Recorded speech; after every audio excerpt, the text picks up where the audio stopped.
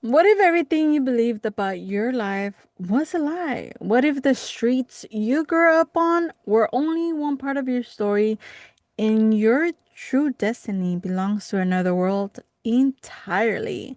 Welcome back to In Between Realms, the podcast where we step beyond the pages to meet the incredible indie authors bringing unforgettable fantasy worlds to life. Today's guest is Gary Moore, author of the Bealz, Prince of the Southside, a fantasy novel that blends the grit of Chicago's Southside with an ancient bloodlines, hidden worlds, legendary creatures, and a young man destined to discover who he truly is.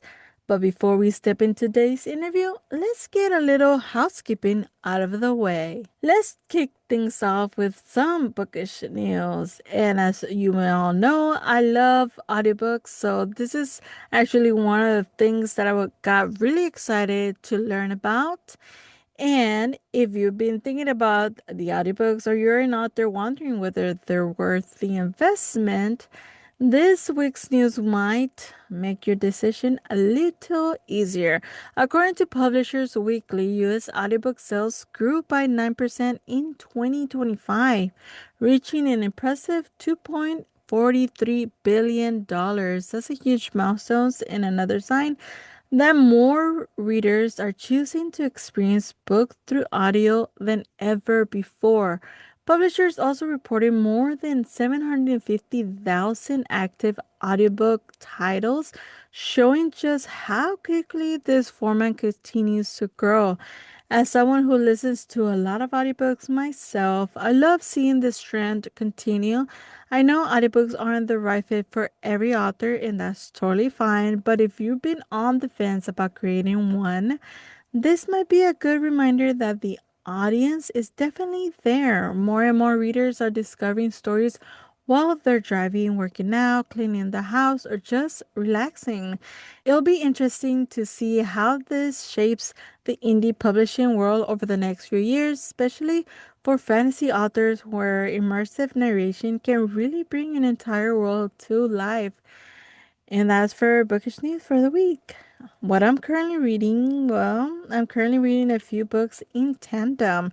Right now, reading Arcblade Legend of the Defiler by Charles House. I'm also listening to the audiobook of The Kingdom of Time by Luz Evan Canning. And I'm also reading another book by an indie author that I've been really enjoying as well.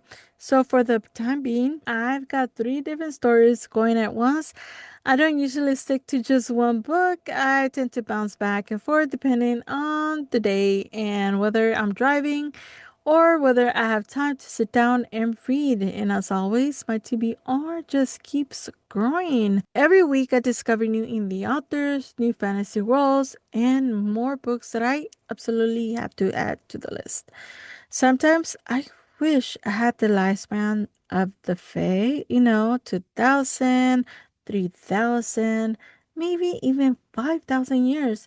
Would finally have enough time to read everything on our shelves. Then again, we'll probably spend those extra thousands of years, right? Even more books. So I guess we'll end up with the exact same problem. Now for some event updates. First, Incan Realms has officially passed 100 registered attendees, which is so exciting. September 19 is getting closer, and honestly, I can't wait. If you haven't grabbed your free ticket yet, there's still plenty of time. We'd love to see you there for a day full of indie authors, fantasy inspired creators, artisans, immersive experiences, and so much more. Before that, though, we have Bookish Realms coming up on August 22nd, which is about a month. And that's just around the corner. We're going to have readers from every genre, amazing bookish vendors, fantasy inspired creators, also handmade products, author merchandise, children's books, and even creators making products inspired by our furry reader companions. If you're planning on attending, make sure you register ahead of time. You will be part of the community giveaway. To be eligible, all you have to do is check in when you arrive at the event. We'll have Prices donated by several vendors, including tattoo, gift cards, Kindle sleeve, bookish accessories, and other fun surprises. We'll also have an activity during the event where you'll be able to earn additional giveaway entries, giving you even more chances to win. And I'm genuinely looking forward to seeing everyone there. Building a local bookish community has been such an exciting journey, and I can't wait to spend the day surrounded by fellow readers. As for my own writing, I've definitely been a busybody lately, and if you read the Akata series, you know exactly what I mean. Between organizing Inca Rails, preparing for Bookish Realms, launching my Atelier of Untold Stories shop, which almost is live, podcasting, reading, and trying to have some resemblance of a normal life, finding time to write has definitely been a challenge, but I'm still making progress, even if it's slower than I like. One big change is that I've decided to step away from audiobook narration once I finish the final two projects I've already committed to. Narration has been an amazing experience, but I realize I simply have too many projects that deserve my full attention. I want to focus on writing, creating products, building these events, growing my business, and continue to build this amazing community. Sometimes saying yes to one dream means saying no to others, and that's totally okay. So, a thought for a thought. I think I want to end this housekeeping segment with something that I'm calling thought for a thought. If you read Agathard series or Court of Mist and Furies, you probably recognize where the inspiration for that comes from. Reset. Farah. If you know, you know. So here's today's thought for a thought. How do you feel about spoiler episodes? Now, I'm not talking about brand new releases. I would never want to spoil a new release, especially from indie authors. Those stories deserve time for readers to discover them on their own. But what I'm talking about are books that have been out for years. Books like A Cornerstone of Roses, the Amphibian series, The Book of Azrael, or other fantasy series where a new installment is coming out, but their earlier books have been available for a while. Would you enjoy dedicated spoiler episodes where we can dive into character theories, favorite moments, plot twists, hidden details, and all those little connections that are impossible to talk about without spoiling the story? With Akatar expected later this year, Onyx Storm, discussion continuing, the next Gods and Monsters book, and Alex Astor's upcoming release, I've been thinking it would be a lot of fun to have full spoiler conversations to get everyone caught up before the next books arrive. Because honestly, I love talking about these books, whether you're a fantasy girly, a fantasy guy, or anyone who loves getting completely lost in these worlds. I want to hear your theories, your favorite characters, your prediction, and all those tiny details that make fantasy so much fun to discuss. So let me know in the comments. Would you enjoy these kinds of episodes? Okay, that's all for today's housekeeping. Now let's go into the main conversation of this episode. Today's guest is Gary Moore, author of Bealz, Prince of the Southside, and Mama Josie. His story blends fantasy, mythology, mystery, and adventure while exploring image, worlds, and memorable characters. Gary, thank you so much for joining me today. I'm excited to dive into your books, your creative process, and the journey that brought these stories to life. How are you doing today? I'm awesome. I feel great. I appreciate the invite. It was awesome to be here with you today. How are you? I'm doing good. Thank you for joining me. All right. So All right. to start off, for readers who may be discovering your work for the first time, how would you describe your books in your own words? I write magical realism. Specifically, the genre that I write in is Afrofuturism, which is it may sound like a daunting obstacle to get over, but it's just basically my spin on an Afrofuturistic on a fantasy world where I explore mystery magic and I like to weave it into like real world settings so that the world that I'm describing and the world that I set my characters in is very recognizable, is very relatable. There's just a touch of magic and mystery sprinkled in it. Wonderful. What inspired you first to become an author? My journey as a writer, it goes back to when I was a kid. It was one of those way out dreams, those ideas that didn't really seem realistic Mm-hmm. to like the people in my environment. But I was always a fan of the fantastic. I always, along with my siblings and I, we were really big fans of the sci-fi that was really happening around that time.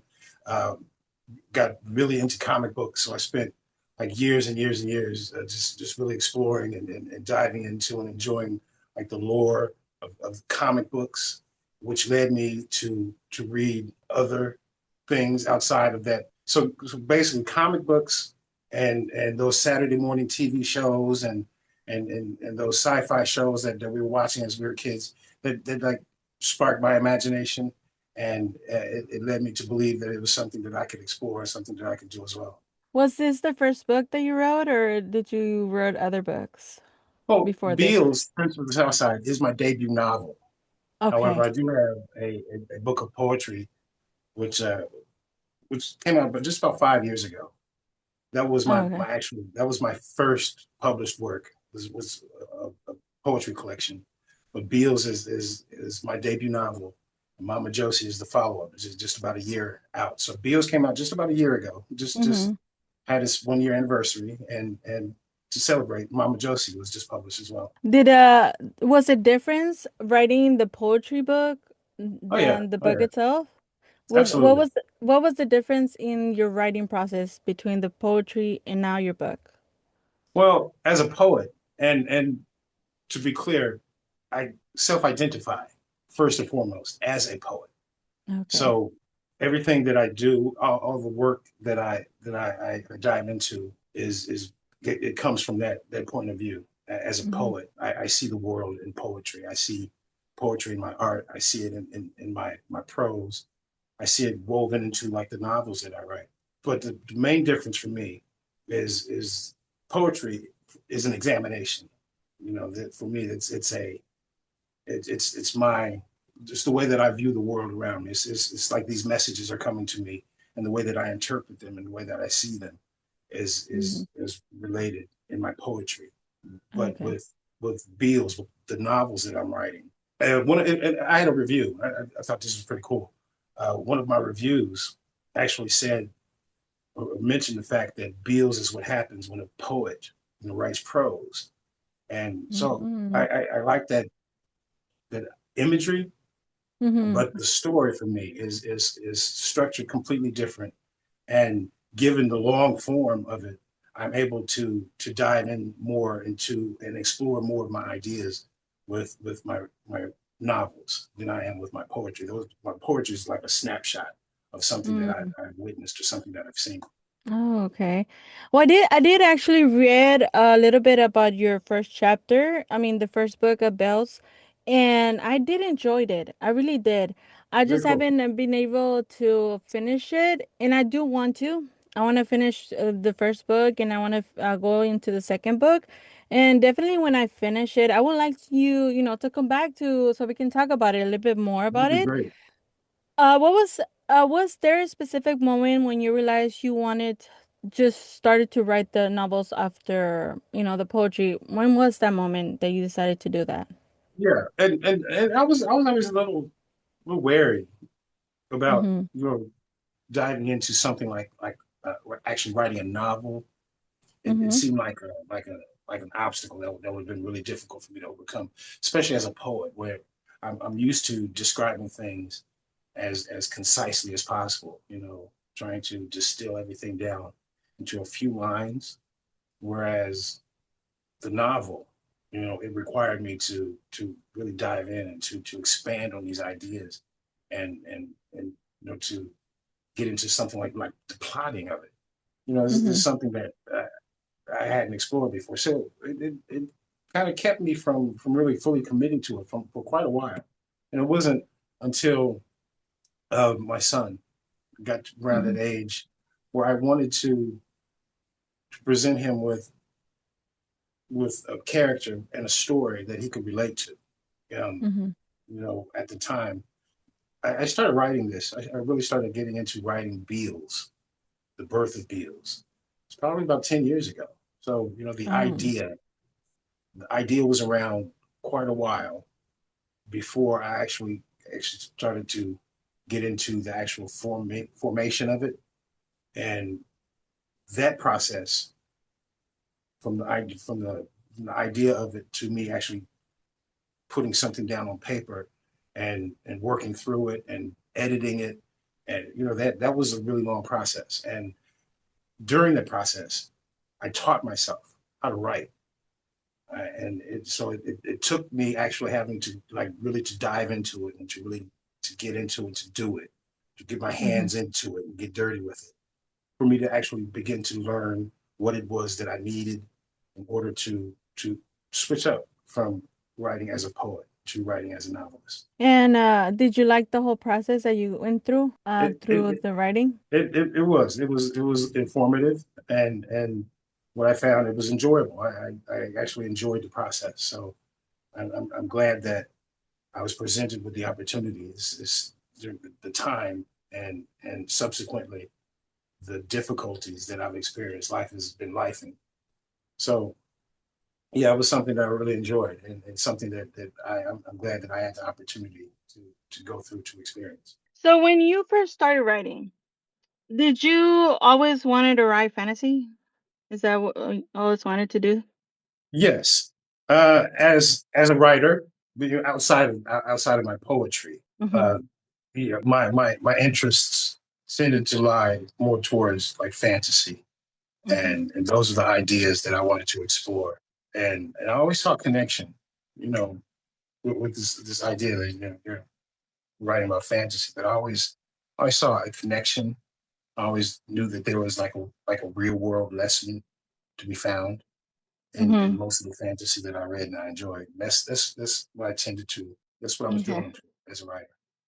So whenever you read a fantasy, you learn a lesson from it, the book. Is that what you Yeah, want to say? yeah, Okay. Yeah, that is actually what I also whenever I read, I do also see that every book is part of somebody's life. So it basically tells you their story through the fantasy. yes, And that is something that I always saw in any book that I've listened or read. And I just find it fascinating that we are able to read through that, to the fantasy that people actually put out and know that there's something deep in there. And it's just a wonderful way to see their world I that agree. they have it. Yes. Now that I had the opportunity, I actually had the opportunity to read a couple of chapters of Bells. Like I mentioned, I wasn't able to finish the entire book, but I really enjoy the concept and how quickly the story pulled me into the world. One thing I was curious about while reading was who did you originally envisioned as your audience? Were you writing this primarily for adults, young adults, or somewhere in between? No, I would say somewhere in between. The concept, the idea of it came about because of my son, who was Okay. about 12 or 13 years old at the time. So I envisioned him. I wanted him to find some relation to the main character, Bealz, who at the start of the book is just about that age. However, the themes and some of the story that I explore is Hmm. it's more mature. There are more mature themes in woven throughout the book, but Okay. there's nothing off-putting. If it had a rating, I would say it would probably come in at about a PG-13. The idea of the themes that Hmm. I wove into, I didn't want them to be overly simplified, so that I would say, okay, this book is written for kids or for young adults, or not for younger than that. But so there are complicated themes, there's some violence and language that Mhm. are present in the book that would not be appropriate for me, for someone younger. So Mhm. with that in mind, Bealz, the character itself, is based on a 12 or 13-year-old young kid. But if you can envision that kid growing up in a violent, in a harsh Mhm. environment, there are some things that can't be shielded from Exactly. these kids in these real world explorations. So that's where Mhm. we are with Beatles. What was the biggest challenge in writing this story in the magical and also the everyday life For setting? the challenge for me, like again, I mentioned that during this process, I was actually teaching myself how to write. Mhm. And so for me, the biggest challenge was to be able to submit to that process and, and to explore exactly what it was that I needed in order to complete it. I learned about research. I probably poured as much time into researching like some things that I didn't use. Just the fact that I felt it was necessary in order to understand, in order to be able to tell the story. These are things that I didn't think about as I was approaching it. To Mhm. come in, I'm just going to wing it, but it quickly slowed me down and stopped me, and so like researching and like the hours and hours of reading outside of what I'm writing, and just the fact that there was like actual work involved in this, Mhm. like hard work involved in this. So it was a learning process, and there were parts that were not easy, but again, it was something that I'm really glad that I got a chance to get into. And you mentioned you had about the idea was like what, like 15 years of that idea, and then you want 15 years. you do the process. How long did it take you to put it on paper all the way to publishing? Well, it started out as a series of just chapters. Okay. You know, and when I started writing it, I would try to write about a chapter a week or so, and I was allowing my friends and family to read it. And it got to the point where they started to ask for more, and from that, I understood that okay, this is something that I should explore and get Mhm. into. So from the thought, from the initial idea to writing, like the first couple of chapters, that came pretty quickly. But soon after that, when I started to realize like the scope of what it was that I was building towards, Mhm. and so turning my full attention towards actually trying to craft this into a story, into a book, that process took a year or more, and probably about 3 or 4 years after that, me writing and rewriting and editing it. So Mhm. altogether, the actual writing process probably took about 4 or 5 years. Oh, and it shows actually. It shows. I was really intrigued at the first couple of chapters. I believe it was like a chapter and a half, or even a little bit more. You can tell like um how much work was put in. It Very was cool. it was really well written, and I definitely want to keep reading. I really liked it. I like the whole concept of the fantasy and bringing it into the real world. It's just Yes, a great concept and a great world building in it, and it's very intriguing to see it that way. very nice. Very cool. Was there a particular scene that was especially challenged to write? Uh, yes. Initially, just to really kick it off, there's a scene where Beals is dreaming, Hmm. and he wakes up, during the course of the dream, and he's confronting his father who is in prison. So writing those scenes and finding a connection with those scenes, in particular with my own personal experiences, with the experiences of family members, with my experiences with the children of the parents. That I worked as an educator, so I was in education for many years. So Hmm. dealing with like those concepts, and trying to write that in a compassionate way, and in a way that would touch, that will be recognized by all of these different people in my life who I know have experienced and have gone through like the horrors of incarceration, or what that means personally to themselves, and what that means to the families at large. So those ideas, that was real personal for me, Mhm. and so it was a challenge to write it and to try to maintain like a like just to take a step back, and to write that from not an emotional level. I wanted to keep my emotions in it, but I wanted to be clear about what it was that I was trying to convey. Without giving away any spoilers, is there one moment in the book that you're especially proud of? Yes, yes, I am proud of overall the character development Mhm. of one character in particular.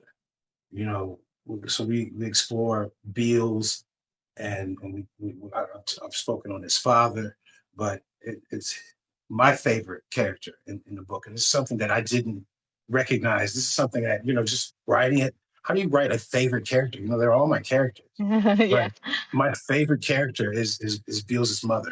Her name is Monique, and Okay. over the course of the book, you see her journey from someone who has been targeted, and who's dealing with all kind of loss, and separation. And over the course of the story, you see her finding herself, and finding her inner strength, so that at the end of the book, she's the most powerful character in the book. And Oh, wow. I'm excited about her. I'm excited about her journey, her arc, and even on into, because I just finished writing the second book in the install. This is a planned 3-book series. I just Mm. finished the second book in the Mhm. series. I got to edit it and do all that stuff with it, but um, so just the way that I set her up to become even more as the story goes on. I love Monique to death. Oh, She's my yeah. favorite. Yes, I can't wait to read more about her whenever I get to read the entire book. I did get a glimpse of her in the book. So maybe I had read a little bit more, but it was whenever she came to get Bells in, yes, and then she transformed to yes. something different. And that's where I stopped. I couldn't I wasn't able to continue, but I got so intrigued about it. I was like, I need to finish this. Yeah, yeah. What inspired you to continue this world to Mama Josie and the third book that you're writing? Um, Mama Josie, it was unexpected. Hmm. Just to say that much. Um, and a lot of what I write, I told you I related to like my poetry, and this is how my poetry tends to develop. Like this idea pops into my head, and it's important for me to find some paper so I can start to get it written down before I lose it. But Hmm. Mama Josie is one of those ideas that popped into my head that didn't go away, and it could be played out. It could be characterized as a sequel or continuation of Beals, but the stories are disconnected. They Okay. share a connection with the final scene that plays out in Beals, and so Mama Josie picks up in the aftermath of that final scene. This is a big battle that ends the book. Okay. So Mama Josie picks up in the aftermath of that, but it continues on its own course. It's a completely different thing. I characterize it as an Afrofuturist noir thriller. A lot of its ideas from my love of Walter Mosley. Hmm. He's the author Walter Mosley. He wrote A Devil in a Blue Dress, and other stories. There's like a series around a detective in 1930s, 1920s, 1930s, 1940s Los Angeles. Punchy dialogue. Uh, Mama Josie takes its cue from that, with the added addition of the fantasy and the magic, and all these creatures and demons, and all trapped in a dome. So Oh. it's an exciting book. Yeah, it's really exciting. I'm so excited to actually read it as well. It seems like it's an exciting world. The third book, would it be like a continuation or is it something different? Or is it gonna be Yes. uniting both books together? No, no, I see these as going along on the track. There is some overlap, Mm-hmm. like in Mama Josie, there's mentioned some characters who do appear in Bealz, and Okay. in the second book of so Bealz Prince of the Southside book two, which I just completed.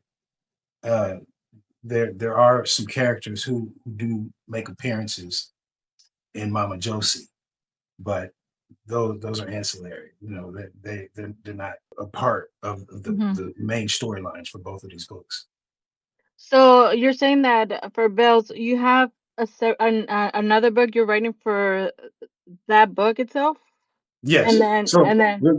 with Beals, Prince of the South Side, Mm-hmm. I, I I've always envisioned it as a three-book series.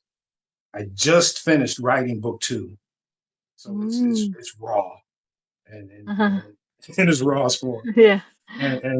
I've got ideas. I know where I want the story to go, and I know how I want it to wrap up in book three. I haven't started writing it yet. Oh, okay, okay. So it's separate. So Mama Josie is a separate story. Yes, It's in the same world, but it's a standalone book. correct, correct. Oh, okay, okay. Will Mama Josie have other books or it's just that one? Yes, yes. And Okay. the way that, and this is another thing that I discovered as I write and as I get more involved and pulled more into this process, is that some of these things are taken out of my hands. Like Okay. the ideas, they have a life of their own, Mm, and so when I finished writing Mama Josie, the way that Mama Josie wrapped itself up, it requires uh, another part, another chapter. So mm, Mama Josie is going to continue on its own track, and Beals is going to continue marching along on its own track also. But the stories themselves lend themselves to more. So there's more, and it's going to it's like this. I'm not going to be able to ignore it for long. Is there a part of the worlds that readers haven't explored yet that you're especially excited to share someday on the future books? The magical world building or the scenes that you Yes, write in those books, is there something like excited that you want, somebody to actually read about them? yes, it is. And for me, the exciting part, as far as that is concerned, what I Mm-hmm. want people to most connect with is the idea that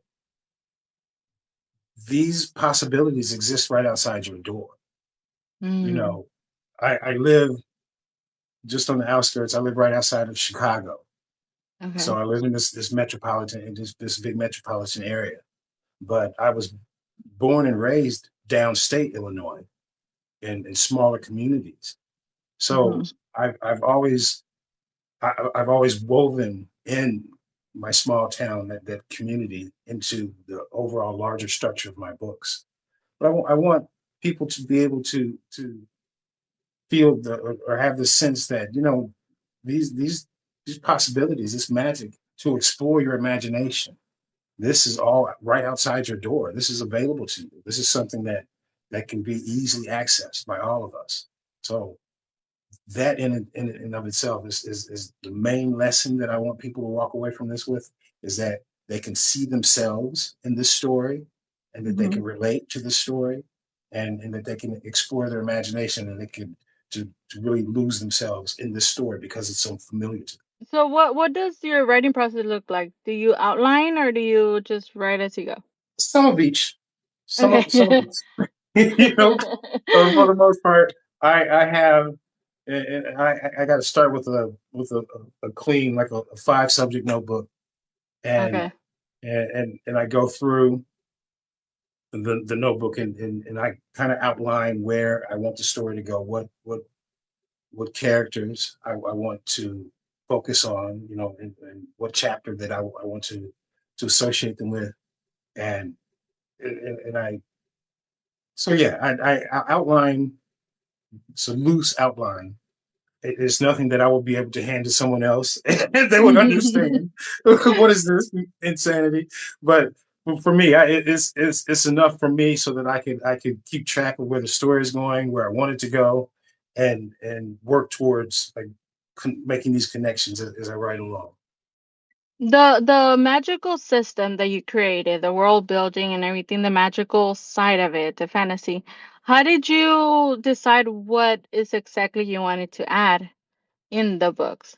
That probably, and I just started writing an essay a couple of days ago where I explore this idea where I really can't tell you. If someone were asking, so what was your favorite book growing up? Who was your favorite author? I would have a difficult time, uh, you know, putting a name to it because I did a lot of what I call like trauma reading, Hmm. where I was just like diving into these books. I was just reading them, just like plowing through them and losing myself in these books as an escape, as a form of escape. So I can't tell you exactly where or what magical system intrigued me the most or what it was that really drew me in. I just remember, okay, I read a lot of Marvel comics. I remember a lot of what Doctor Strange what had going on. I read Lord of the Rings, so and so it was just like a mashup of all of these Hmm. different books and these different comic books and these different short stories. It was, so in my mind, it was just like a world, like just all swirled together. And so I just started pulling from there. And I try to craft something to me that makes sense, Hmm. that looks like and feels like it could exist, but it has to make sense to me. Well, that's a cool way to do it. I mean, we read a lot of books in every aspect, and we do pull things from each book that we most likely won't love, and then put it into our own world and, twist it in a way that it makes, like you said, makes sense. And so I really think the fact that you were able to create something so magical, it's very fascinating. Yeah, yeah, very cool. So you mentioned it took you about 4 years to publish a book, correct? Around 4 or 5 years, or what was it? Uh, I would say from the time that I actually, yeah, this is something that I have ready. I actually had a publisher before Hmm. who wasn't able for whatever reason to follow through. So when Bealz was shelved, I kind of sat on it for another 2 or 3 years. So all in all, overall, from the time that it was ready, I say ready in air quotes, to be Mhm. published until I actually found a publisher for it. It was probably all overall about 4, 5, 6 years, somewhere around there. So you do have a publishing house for your books, or is it Yes, so? Okay, so you yes. do. Okay. Um, Nightmare Prince. Give them a Night shout. Breakfast. Yes. Okay, cool, wonderful. So how was the process on obtaining the publishing company to back your book? First and foremost, uh, most important, I believe this for any writer, for any author, for anyone who is seeking to share their work, to get it out there. The very, very first thing you're going to need is tough skin. The ability to withstand a rejection. Mm-hmm. And to understand that a rejection isn't a rejection of you as a writer, as an author or as a poet or an artist, whatever that may be, because when it comes down to it, this is art and it is subjective. First and foremost is a willingness to be able to accept the fact that you're probably not going to hit on your first attempt. Perseverance is something that I don't believe that this would be possible if I didn't have perseverance. But Mm-hmm. the second thing is something that I had to learn, and that this is a craft, something that has to be worked at, something that has to be constantly tinkered with and worked with and practiced, so that you can really put together what it is that you're trying to achieve. It's easy for the most part to believe it, but to Yeah. actually get into it, it takes some work. It takes a commitment. Reading is probably the best thing that you could do to prepare yourself to write. Did you do any signings with your book, or you haven't gone to that step yet? I've done a couple of signings, Mhm. and I'm in the process of setting up a couple of more. I think some of us will be surprised as writers how much or how willing like local stores are to work with us. And it is sometimes it's daunting, just to reach out and to put yourself out there like that, you Mhm. know. But for the most part, I tend to get good feedback from local bookstores. So, when I talk to them about either carrying my books in their store or giving or opening up and giving me space to have a book site. Those that I've talked to have been very open to it. Do you have anything planned right now, or just right now No, in the I, I, works? I don't have any. I've got some in the works. I should be in a position to make an announcement here in the next week or two. Oh, that's must be exciting to be able to have, finished product and a finished book and be able to sign it. That's Yes, a great feeling. I actually am writing my own novel, my first debut novel, and I'm super really, excited. Yes, very and cool. I'm still in the works. Of course, it's still something that I'm still working on. But I when I talk to authors and whenever they bring, they get their first physical book, it seems like it's an emotional and exciting moment that I want to get, to as well. How was your reaction to your first book whenever you had it in your hands? Yeah, so I had the option. Uh-huh. My publisher, just as a part of the contract, he's going to send me some copies of the book, Mhm. but I couldn't wait.